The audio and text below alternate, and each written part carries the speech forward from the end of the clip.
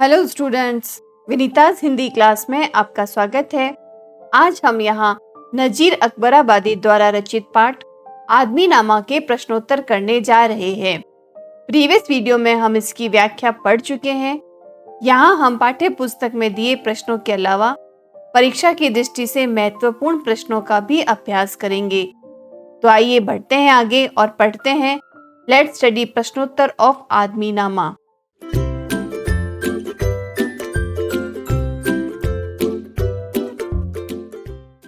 पहला प्रश्न है, पहले छंद में कवि की दृष्टि आदमी के किन किन रूपों का बखान करती है, क्रम से लिखिए। तो पहले छंद में कवि की दृष्टि आदमी में निम्नलिखित रूपों का बखान करती है। इसे हम बिंदुवार रूप में पढ़ते हैं तो आदमी का बादशाही रूप, आदमी का मालदारी रूप, आदमी का कमजोरी वाला रूप और आदमी का स्वादिष्ट भोजन करने वाला रूप तथा आदमी का सूखी रोटियां चबाने वाला रूप। Next question.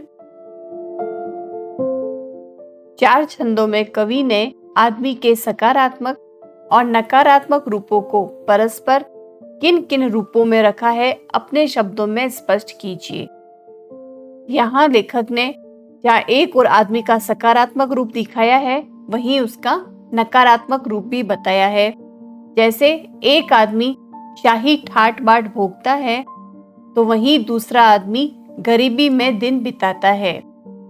जहाँ एक आदमी माला माल होता है, वहीं दूसरा आदमी कमजोर होता जाता है।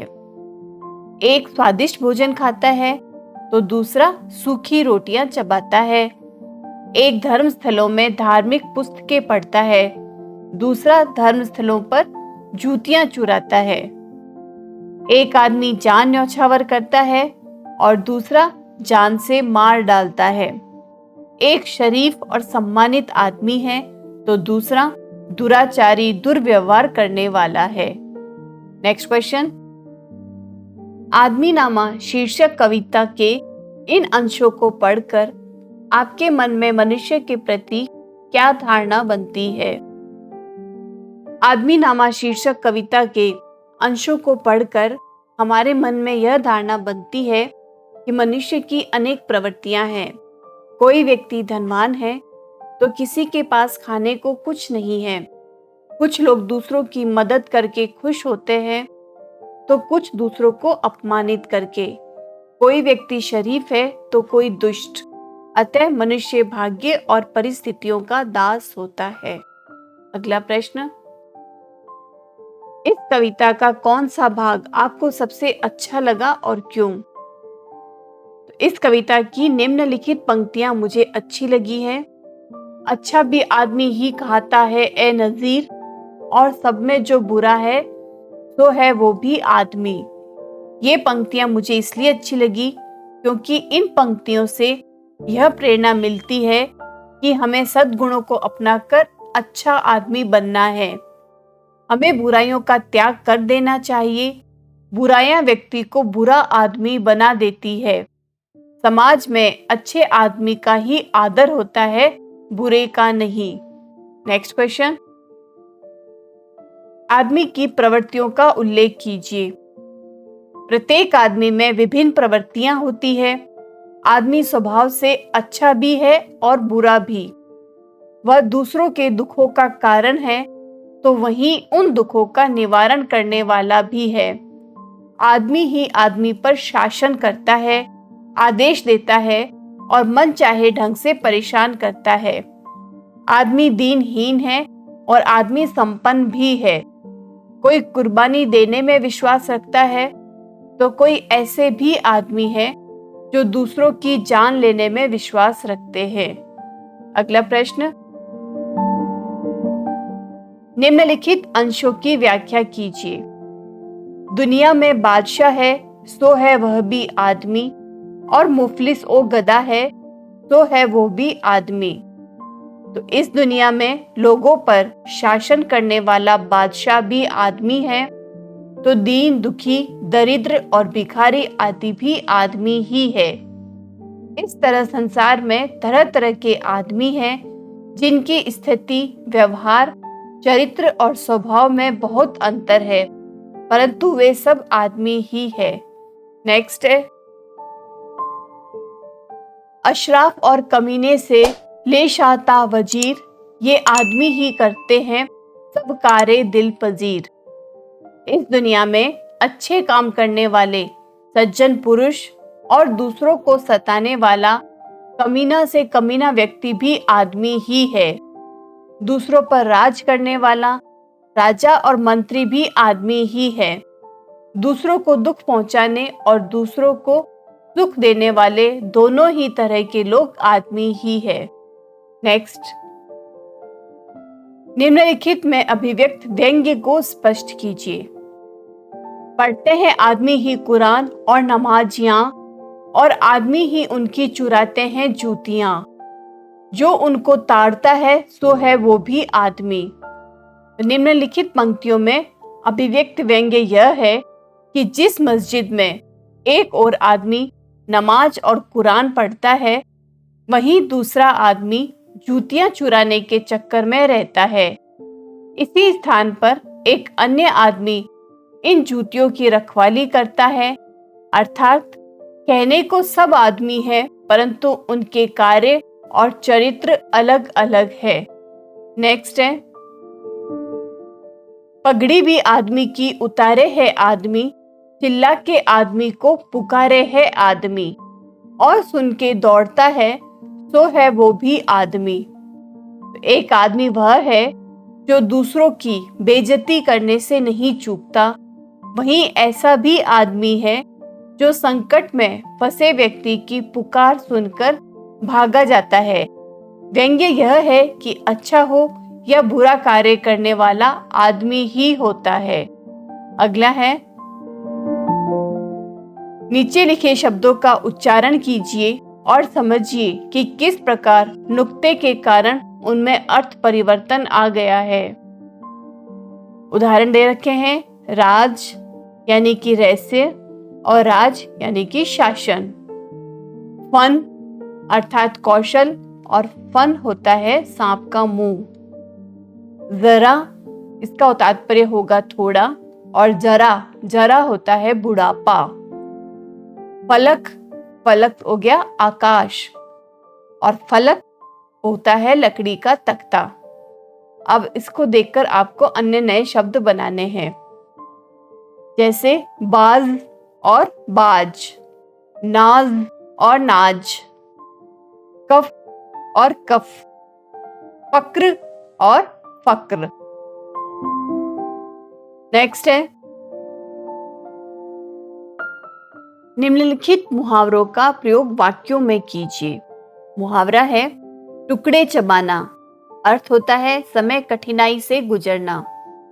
तो इसका वाक्य में प्रयोग होगा, कब तक तुम भाई के टुकड़े चबाते रहोगे, कुछ काम क्यों नहीं करते। उसी तरह से पगड़ी उतारना, मुहावरे का अर्थ होगा अपमान करना। कुछ लोग दूसरों की पगड़ी उतारने का मौका खोजते रहते हैं। नेक्स्ट है मुरीद होना, इसका अर्थ होता है चेला बनना। भारतीय व्यंजन खाकर विदेशी भी मुरीद हो जाते हैं। नेक्स्ट है जान वारना, इसका अर्थ होता है न्यौछावर होना। माँ अपने बेटे पर हमेशा जान वारने को सदा तैयार रहती है। लास्ट मुहावरा है तेग मारना, इसका अर्थ होगा हमला करना। जो लोग दूसरों को तेग मारते हैं वे निंदा के योग्य होते हैं। अगला प्रश्न, ये थे आपके पाठ्य पुस्तक संबंधित प्रश्न। अब आते हैं पाठ्येतर प्रश्न या एक्स्ट्रा क्वेश्चंस। इसमें पहला प्रश्न है, आदमी नामा कविता का मूल कथ्य या प्रतिपाद्य स्पष्ट कीजिए। आदमी को उसकी वास्तविकता का आईना दिखाना और विभिन्न प्रवृत्तियों और स्वभाव वाले व्यक्तियों के कार्य व्यवहार को अभिव्यक्त करना है। आदमी ही है जो अच्छा या बुरा काम करता है और अपने कर्म के अनुसार पीर अथवा शैतान का दर्जा प्राप्त करता है। नेक्स्ट क्वेश्चन, आदमी किन स्थितियों में पीर बन जाता है? जब आदमी अच्छा कार्य करता है, दूसरों पर अपनी जान न्यौछावर करता है, दूसरों को संकट में फंसा देखकर उसकी मदद के लिए दौड़ा जाता है और धर्मगुरु बनकर दूसरों को मानवता की सेवा करने का उपदेश देता है, तो इन सभी परिस्थितियों में आदमी पीर बन जाता है। अगला प्रश्न, आदमी नामक कविता व्यक्ति के स्वभाव के बारे में क्या अभिव्यक्त करती है? आदमी नामक कविता जहाँ किसी व्यक्ति के अच्छे स्वभाव का उल्लेख करती है, उसके कर्म और विशेषता को अभिव्यक्त करती है, तो दूसरों की जान लेने, बेइज्जती करने तथा जूतियां चुराने जैसे निकृष्ट कार्यों को भी अभिव्यक्त करती है। इस प्रकार यह कविता व्यक्ति के स्वभाव की विविधता का ज्ञान कराती है। नेक्स्ट क्वेश्चन, सुन के दौड़ता है सो है वो भी आदमी के माध्यम से नज्मकार ने क्या कहना चाहा है? सुन के दौड़ता है सो है वो भी आदमी के माध्यम से नज्मकार ने आदमी के मानवीय गुणों जैसे दयालुता, सहृदयता, संवेदनशीलता और उपकारी प्रवृत्ति का उल्लेख किया है। इन मानवीय गुणों के कारण व्यक्ति किसी की याचना भरी पुकार को अनसुना नहीं कर पाता और मदद करने के लिए भाग जाता है। अगला प्रश्न, मस्जिद का उल्लेख करके नज्मकार ने किस पर व्यंग्य किया है? इसका उद्देश्य क्या है? मस्जिद का उल्लेख करके नज्मकार ने उस आदमी पर व्यंग्य किया है जो मस्जिद में नमाज और कुरान पढ़ने आए लोगों की जूतियां चुराता है। ऐसे आदमी पर व्यंग्य करने का उद्देश्य यह बताना है कि आदमी अलग अलग स्वभाव वाले होते हैं जो अच्छे या बुरे कर्म करते हैं। अगला प्रश्न, आदमी नामक कविता में आदमी की किन किन अनुकरणीय एवं मानवीय प्रवृत्तियों का उल्लेख किया गया है? आदमी नामक कविता में मनुष्य की जिन मानवीय और अनुकरणीय प्रवृत्तियों का उल्लेख किया गया है, उनमें मुख्य है आदमी धार्मिक स्थानों का निर्माण करवाता है, आदमी दूसरों को धार्मिक ज्ञान देता है, आदमी दूसरों से प्रेम करता है और आदमी दूसरों की करुण पुकार सुनकर उसकी मदद के लिए दौड़ा जाता है। अगला प्रश्न, नजीर अकबराबादी ने आदमी के चरित्र की विविधता को किस तरह उभारा है? आदमी नामक कविता के आधार पर स्पष्ट कीजिए। कवि नजीर अकबराबादी ने आदमी नामक कविता में आदमी के चरित्र को उसके स्वभाव और कार्य के आधार पर उभारा है। उनका कहना है कि दुनिया में लोगों पर शासन करने वाला आदमी है तो गरीब, दीन दुखी और दरिद्र भी आदमी है। धनी और मालदार लोग आदमी हैं तो कमजोर व्यक्ति भी आदमी ही है। स्वादिष्ट पदार्थ खाने वाला आदमी है तो दूसरों के सूखे टुकड़े चबाने वाला भी आदमी है। इसी प्रकार दूसरों पर अपनी जान न्यौछावर करने वाला आदमी है तो किसी पर तलवार उठाने वाला भी आदमी है। एक आदमी अपने कार्यों से पीर बन जाता है तो दूसरा शैतान बन जाता है। अगला प्रश्न, नज्मकार ने मस्जिद का उल्लेख किस संदर्भ में किया है और क्यों? नज्मकार नजीर ने मस्जिद का उल्लेख स्थान एवं आदमी की विविधता बताने के संदर्भ में किया है। मस्जिद वह पवित्र स्थान है जहाँ व्यक्ति कुरान और नमाज पढ़ता है, परंतु उसके दरवाजे पर चोरी भी की जाती है।